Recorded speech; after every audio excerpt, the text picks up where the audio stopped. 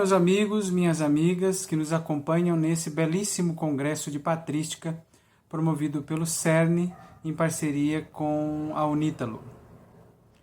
O tema que me cabe é Bento XVI e os padres da Igreja. Eu me chamo Rúdio Bino de Assunção e há muito tempo eu me dedico ao pensamento do nosso amado Papa Emérito. E os padres da Igreja, esses escritores eminentes do primeiro século, fazem parte, vamos dizer assim, das colunas do seu pensamento. Desde jovem estudante de teologia, ele entrou em contato, como nós vamos ver, com as fontes da patrística. E esse contato determinou grandemente o desenvolvimento da sua própria teologia e o modo com o qual ele passou a se aproximar da fé da Igreja e, obviamente, da Sagrada Escritura. Dado o nosso tempo tão restrito, eu vou dividir a minha exposição em dois blocos distintos para que ela seja mais didática. Vou fazer algumas referências bibliográficas para que depois você possa livremente continuar o seu aprofundamento nesse tema tão extraordinário. Tema que pode levar você para uma monografia, até para pós-graduação.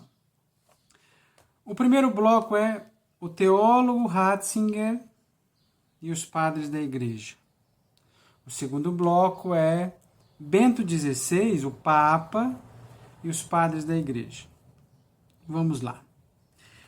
Só para que vocês terem uma ideia, uma primeira referência aqui. Eu vou mostrar alguns livros que podem lhes ajudar. Esse livro que eu traduzi pela editora Molokai, Bento XVI, Um Mapa de Suas Ideias, tem uma pequena parte aqui que vocês poderão identificar, que é a parte dos mestres. Então, Bento XVI teve mestres antigos, mestres medievais e mestres contemporâneos. O autor, Pablo Blanco, coloca Agostinho como seu principal mestre antigo. Então, tecnicamente, Agostinho é o padre da Igreja que se classifica aqui como mestre antigo. Logo no início da sua atividade acadêmica, vamos dizer assim, a sua tese de doutorado, por instigação de seu supervisor na época, o seu Dr. Vater, que é Gottlieb Zengen, Bento XVI, o então jovem teólogo Ratzinger, descobriu três grandes autores fundamentais ali. Primeiro, Agostinho, depois Boaventura e depois Tomás de Aquino. Na sua tese doutoral, ele foi se dedicar a Agostinho, que é o padre da Igreja da sua juventude. Para vocês terem uma ideia, Ratzinger acabou desenvolvendo a sua tese que culminou nesta obra Povo e Casa de Deus na doutrina de Santo Agostinho sobre a Igreja. Este é o primeiro volume das obras completas dele, que aqui eu apresento na edição espanhola para vocês. Qual o detalhe? Sempre fascinou em Ratzinger esse Agostinho que é um misto de poeta, pensador e pastor. Eu vou ler algumas anotações que eu fiz que podem lhes ajudar também. Em Agostinho, Ratzinger conseguiu encontrar essa contemporaneidade entre amor e verdade, que a busca pela verdade não está, vamos dizer assim, desconectada da busca pelo amor, que é o amor que busca a verdade.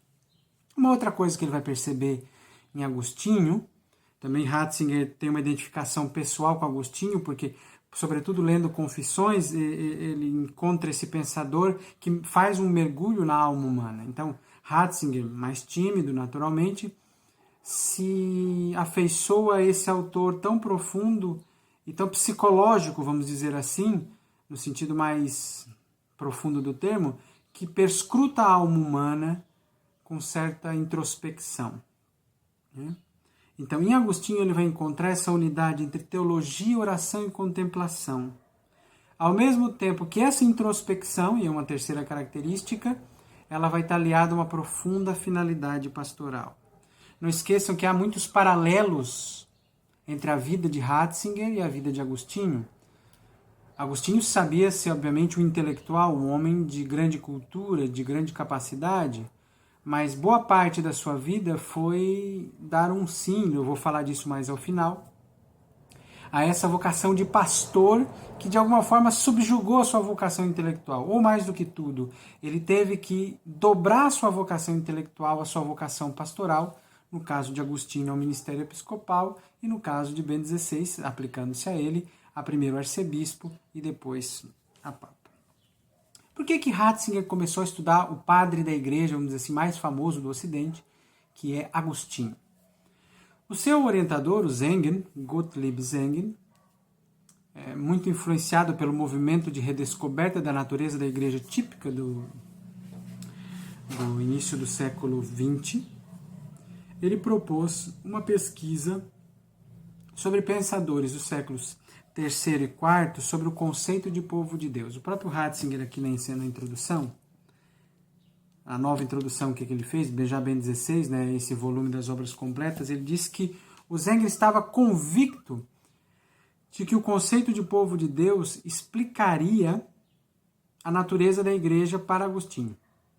Não esqueçam que as primeiras décadas do século XX foram caracterizados por um ardente debate teológico. Alguns diziam, né, a igreja desperta nas almas. A Guardini fez eco a essa expressão, que vem até do mundo do protestantismo, se bem me recordo, e tanto que logo, um pouco tempo depois, o próprio Papa Pio XII, com a Mysticite Corporis, entra no debate e vai falar da igreja como corpo místico de Cristo. Então, a dimensão material e a dimensão espiritual da igreja, o aspecto institucional e o aspecto sobrenatural estavam muito em voga. Então, estudar a natureza da igreja, a constituição da igreja, ou um outro termo, a autoconsciência da igreja, era, vamos dizer assim, uma das temáticas dominantes deste período. Por isso, o jovem Ratzinger foi lançado pelo seu orientador no aprofundamento da doutrina agostiniana sobre a igreja. E um dos textos que ele mais usou, obviamente, foi de 1 Coríntios 10, 14 e 20, que, embora sendo muitos, formamos um só corpo em Cristo. Ele vê que Agostinho olha para esse texto neotestamentário e percebe que ali já começa a surgir uma conotação eucarística na eclesiologia de Agostinho. E a conclusão que Ratzinger chega é uma conclusão oposta do seu orientador. Porque para Agostinho, segundo Ratzinger, o conceito de povo de Deus no Antigo Testamento, o conceito de povo de Deus na Sagrada Escritura, o conceito de povo de Deus para Agostinho designa no conjunto da Escritura o Antigo Testamento. O Antigo Testamento. E que, do ponto de vista do Novo Testamento, a igreja só será povo de Deus em virtude do corpo de Cristo. Isso vai ficar muito claro no seu livro de Eclesiologia, O Novo Povo de Deus. Esse é o conceito de Ratzinger, é muito agostiniano, conceito eclesiológico. A igreja é o povo de Deus em virtude do corpo de Cristo. Nós somos povo, nós somos essa assembleia de convocados, mas que se faz um povo, uma unidade, porque come e bebe da Eucaristia. Então ali Ratzinger vai perceber que as ideias filosóficas de Agostinho são unidas às aquisições da teologia norte-africana, como de Tertuliano, Cipriano e Optato de Mileve, certo? Então essas coisas são fundamentais para entender. Ratzinger percebe no pensamento agostiniano essa conjugação entre o espiritual e o material. É na Eucaristia que o elemento material e o elemento espiritual da igreja se encontram. Não é difícil de entender, porque na Eucaristia você tem o aspecto da graça, invisível, mas tem o aspecto dos sinais visíveis, concretos, materiais. Então, a igreja, ela se traduz, se entende, se visibiliza quando realiza o mistério eucarístico. Então, a Eucaristia é esse encontro entre instituição e mística.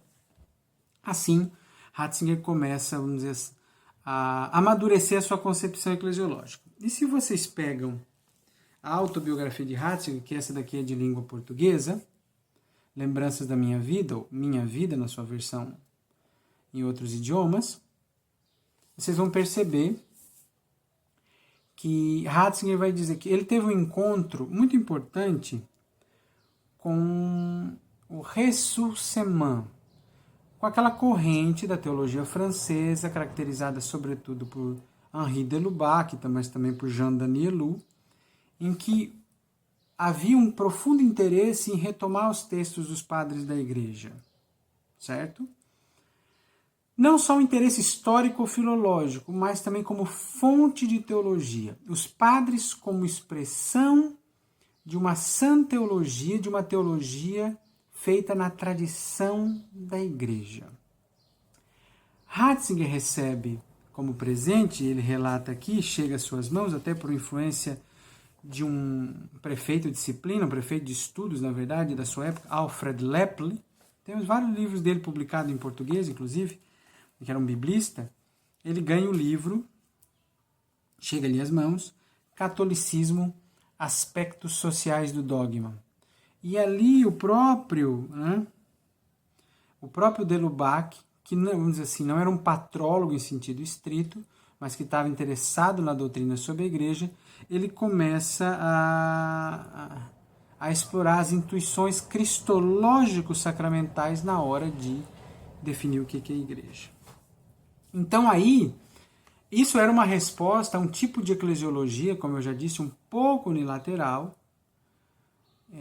representado inclusive por Guardini e Gertrude von Lefort, que tendia a acentuar uma eclesiologia espiritual, os aspectos não visíveis da Igreja. E a eclesiologia eucarística é uma resposta a essa, vamos dizer assim, unilateralidade. Então, a Eucaristia, nesse âmbito, passa a ser o mais íntimo e o mais externo da Igreja ao mesmo tempo. E ela é, em síntese, a união na Igreja do material e do espiritual. Então, se você vai falar em Ratzinger e Agostinho, claro que ele vai captar outras riquezas do pensamento agostiniano, mas você vai ver claramente que a sua doutrina eclesiológica e a sua doutrina eucarística, ou a sua doutrina eclesiológico-eucarística, está fortemente marcada pelo padre da Igreja, Agostinho de Hipona.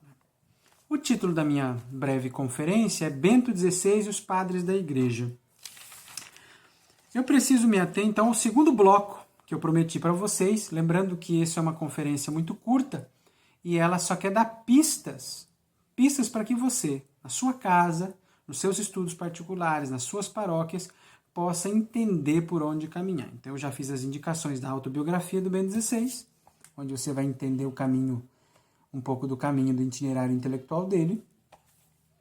Você também pode buscar acessar, por enquanto só temos em espanhol, quem gosta de Agostinho, Povo e Casa de Deus na doutrina de Agostinho sobre a Igreja, que é a tese de doutorado do Ratzinger. Lembrando que ele tem uma tese livre docência que é sobre Boaventura, que daí já é sobre teologia da história.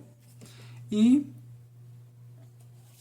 eu lhe sugeri esse livrinho introdutório para que você possa entender quais são os mestres do pensamento de Ratzinger. Mas o nosso trabalho não acaba por aqui, porque é um trabalho exigente, e agora nós chegamos no pontificado do Bento XVI, o que talvez hoje, para você que quer iniciar, seja o mais acessível. Primeiro de tudo, porque Bento XVI fez de fevereiro de 2007 a junho de 2008 uma série de catequeses dedicadas aos padres da Igreja. Uma série que estava incrustada entre as catequeses sobre os apóstolos e as catequeses sobre os mestres medievais. Então, já é um segundo ciclo de conferências dedicado aos grandes mestres do pensamento. Essa é a lógica do Bento XVI. Tradição. Voltar às fontes da tradição, voltar à Escritura, mas voltar àqueles que, ao longo da história da Igreja, buscaram traduzir e interpretar a fé da Igreja de forma legítima. E os padres da Igreja são pensadores eminentes mesmo nesse sentido, porque boa parte do que nós vamos ver da sua teologia é um comentário, uma exegese à Escritura, que com o tempo foi descartada, mas que o século XX trouxe de novo como uma forma válida, rica e indispensável que o Espírito Santo legou à Igreja para que a nossa interpretação da Sagrada Escritura não seja, no máximo, aquilo que Paul Claudel chamou de uma exumação, né, de um corpo, ou aquele exercício que ele diz, né, por Claudel, de que muitos exegetas são como traças que destroem, corroem o tecido que pretendem estudar. Não é o caso dos padres da Igreja. Vamos lá. Então, nesse ciclo, o Papa Bento XVI, ele fez 46 intervenções sobre os padres da Igreja, 46, tratando de 36 autores. Por que essa disparidade de número? Porque sobre alguns ele dedicou mais. Agostinho, por exemplo, ele dedicou, naturalmente, 5 catequeses. Quando eu falo que catequeses, são aquelas audiências públicas de quartas-feiras, em que o Papa discorre sobre um tema.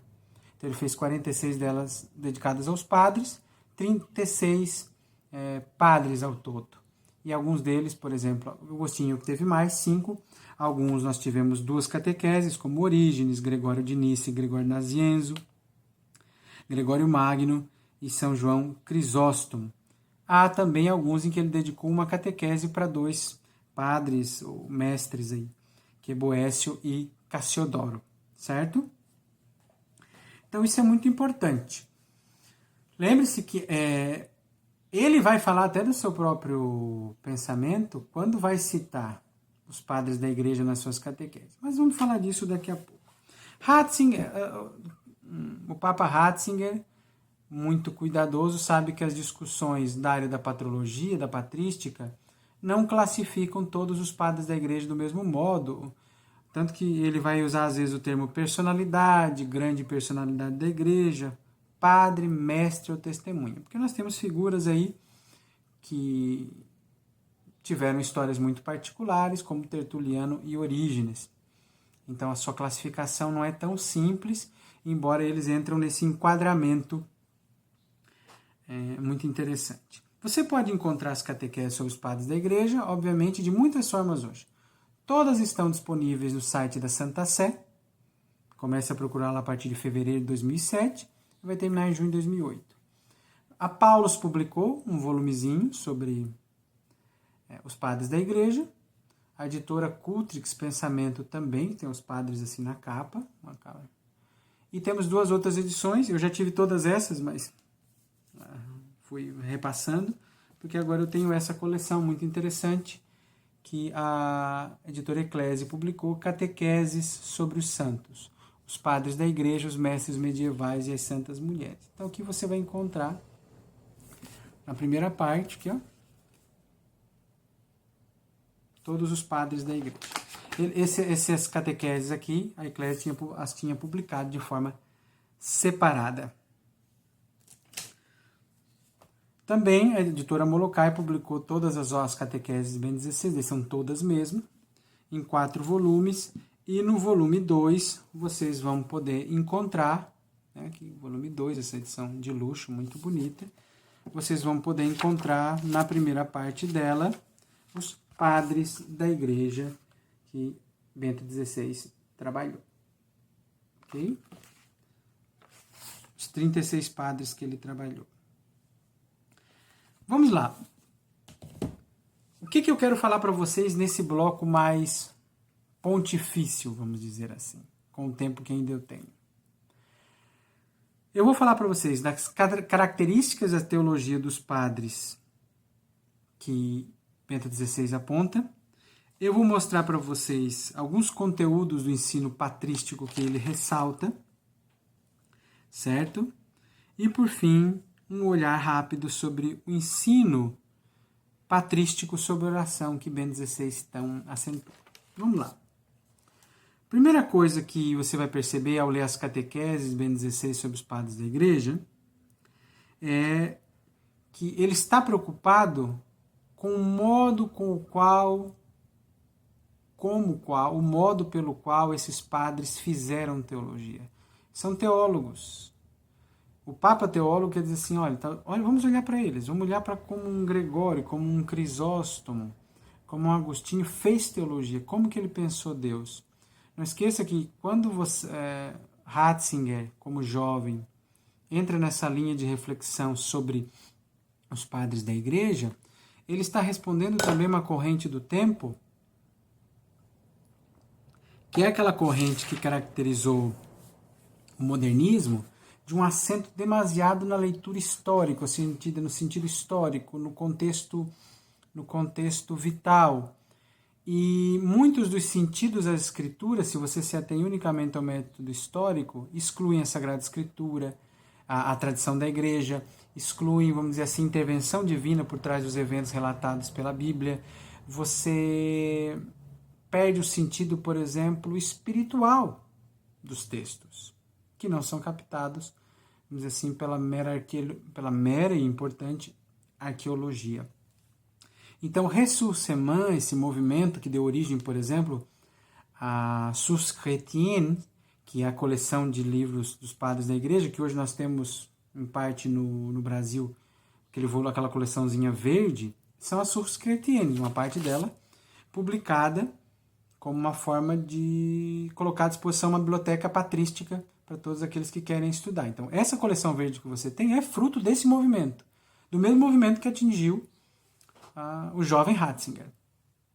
Então, quando Ratzinger olha para os padres da Igreja, ele quer saber como que eles fazem teologia. Primeiro ponto, primeira característica dessa teologia dos padres, a dimensão eclesial da sua teologia. Ele vai ver isso particularmente em Gregório Magno, um pastor, um papa, e também no fato que Agostinho, tão preocupado com as implicações eclesiais do seu ensinamento, ele fez as suas próprias retratações. Ele olha para o seu ensinamento e diz: ei, o que eu tenho que aperfeiçoar, o que eu tenho que esclarecer? Nesse sentido, ele vai dizer que isso é uma teologia com caráter muito tradicional. E aí vai retomar, por exemplo, Cirilo de Alexandria. Tanto que ele vai dizer que o caráter eclesial é tão importante, o fato de expressar a fé da Igreja e não a opinião pessoal, que ele vai dizer que isso explica um pouco o anonimato de Dionísio Areopagita, que é um nome, vamos dizer assim, um pseudônimo, e que mostra que o ensino é mais importante do que a identidade do mestre, vamos dizer assim. Uma segunda característica da teologia dos padres para o Ratzinger, para o Papa Ratzinger, Bento XVI, é a transmissão de um cristianismo simples, e ele vê isso claramente em Agostinho. Tanto que ele vai falar que Agostinho passou por uma segunda conversão. Ele passou da incredulidade, não, mas do maniqueísmo à fé, primeira conversão. Mas a segunda conversão, e aí tem uma discussão sobre a verdadeira segunda conversão, que o Bento XVI teria falado, que é a sua conversão ao ministério pastoral. Porque ele, o intelectual, encontra Deus, está lá nas confissões. Só que depois esse intelectual ele é jogado no mundo das pequenas coisas. Ele é um bispo. E hoje os bispos cada vez mais estão afogados pelo mundo da burocracia. Mas os bispos, no tempo também de Agostinho, então, eram homens requisitados para coisas comuns, inclusive pequenas questões judiciais. O bispo era vamos dizer assim, um responsável por pequenas causas. Então ele tinha que mergulhar muito nesse universo do mundano, do simples, do corriqueiro e sair das alturas da teologia.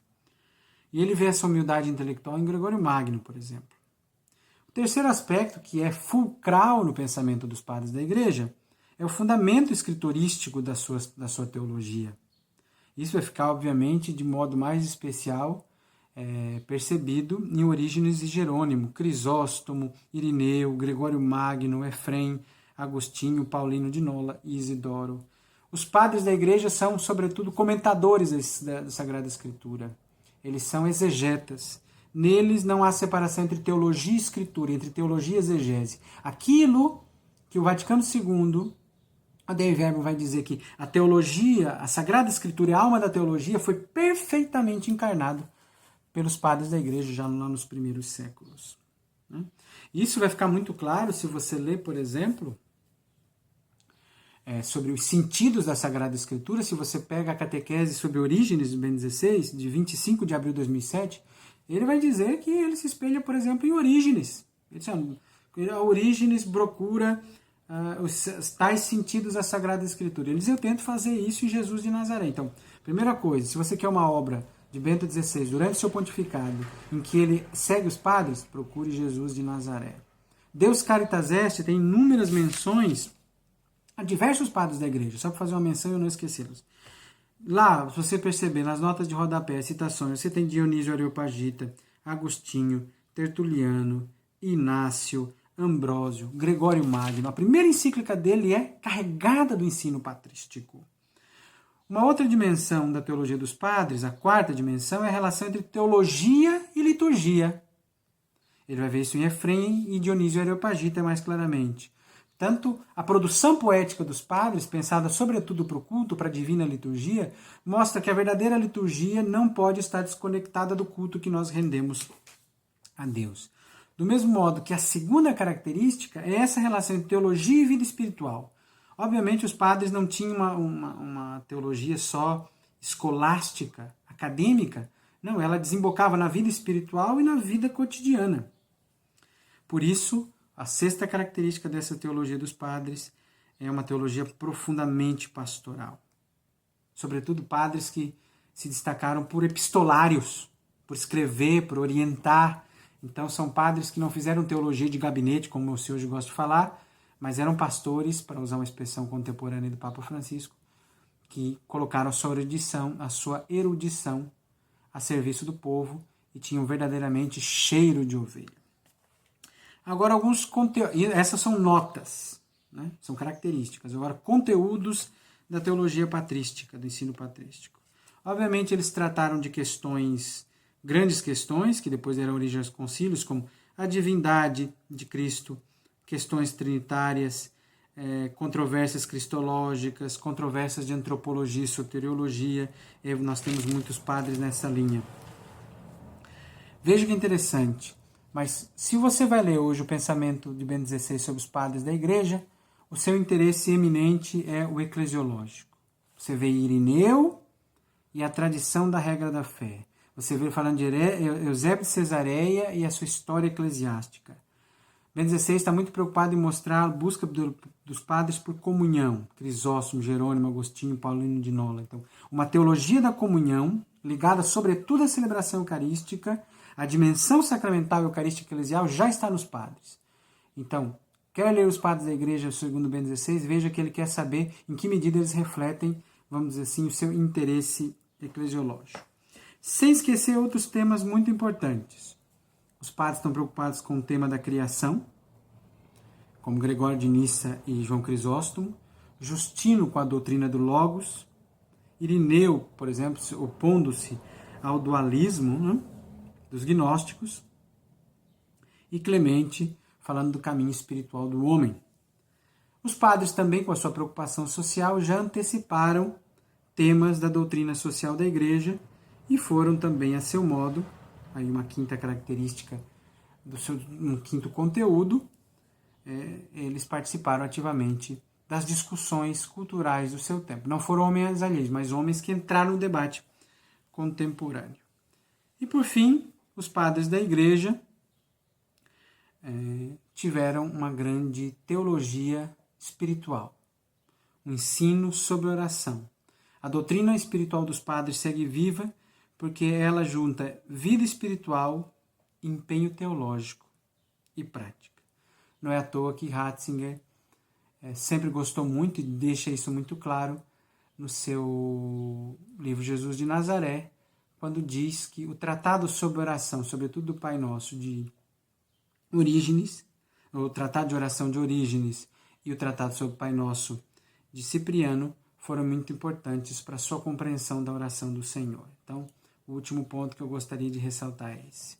Fica aqui o meu convite a vocês aprofundarem o pensamento de Bento XVI e outras áreas, mas também que não deixem de olhar para a teologia dos padres, que está lá no pontificado de Bento XVI, e que pode muitíssimo enriquecer a nossa fé e fazer com que aquele movimento que surgiu no início do século XX possa continuar vivo, fecundando as nossas igrejas, os nossos estudos teológicos.